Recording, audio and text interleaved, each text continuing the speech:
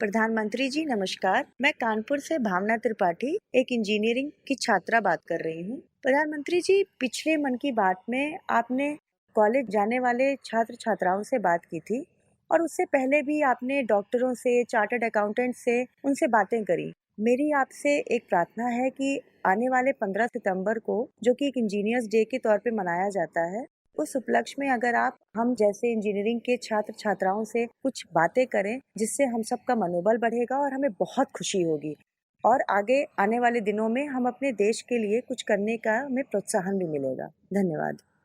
नमस्ते भावना जी, मैं आपकी भावना का आदर करता हूँ।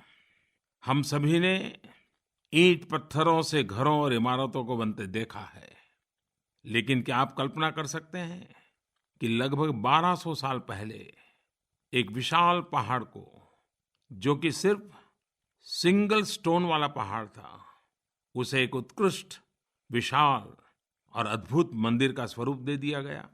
शायद कल्पना करना मुश्किल हो, लेकिन ऐसा हुआ था। और वो मंदिर है महाराष्ट्र के एलोरा में स्थित कैलाशनाथ मंदिर।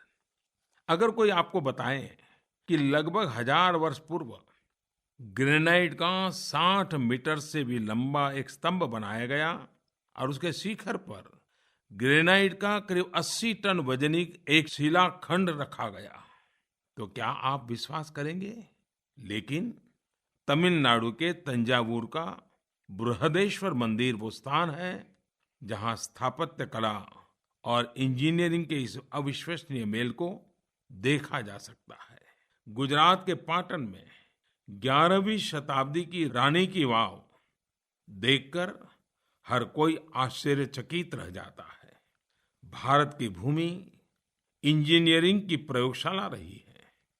भारत में कई ऐसे इंजीनियर हुए जिन्होंने अकल्पनीय को कल्पनीय बनाया और इंजीनियरिंग की दुनिया में चमत्कार कहे जाने वाले उदाहरण प्रस्तुत किए।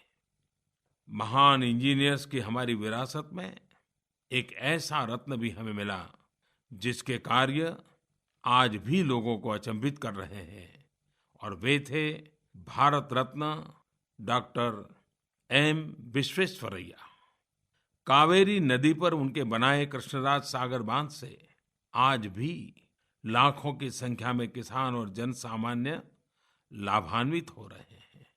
देश के उस हिस्से में तो वो पूजनीय है ही, बाकी पूरा देश भी उन्हें बहुत ही सम्मान और आत्मीयता के साथ याद करता है।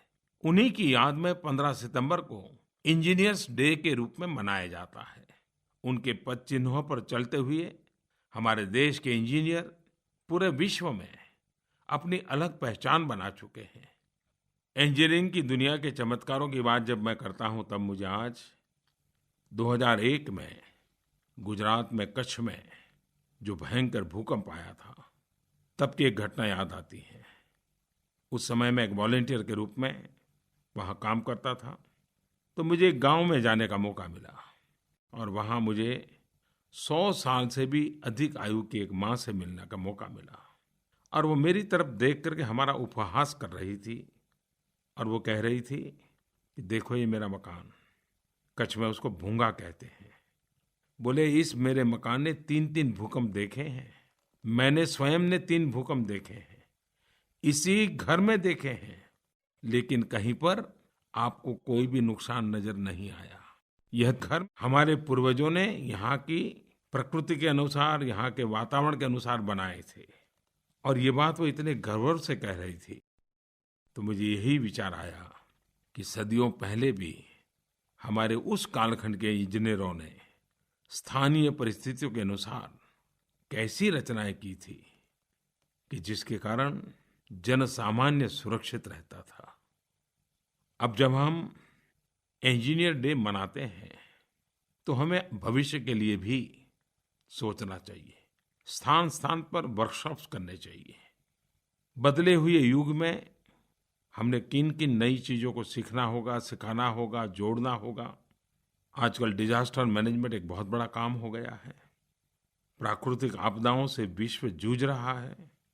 ऐसे में स्ट्रक्चरल इंजीनियरिंग के नया रूप क्या हो, उसके कोर्सेज क्या हो, स्टूडेंट्स को क्या सिखाया जाए, कंस्ट्रक्शन निर्माण इको फ्रेंडली कैसे हो, लोकल मटेरियल्स का वैल्यू एडिशन करके कंस्ट्रक्शन को कैसे आगे बढ़ाया जाए, जीरो वेस्ट ये हमारी प्राथमिकता कैसे बने। ऐसी अनेक बातें जब इंजीनियर डे मनाते हैं तो जरूर हमने सोचनी चाहिए।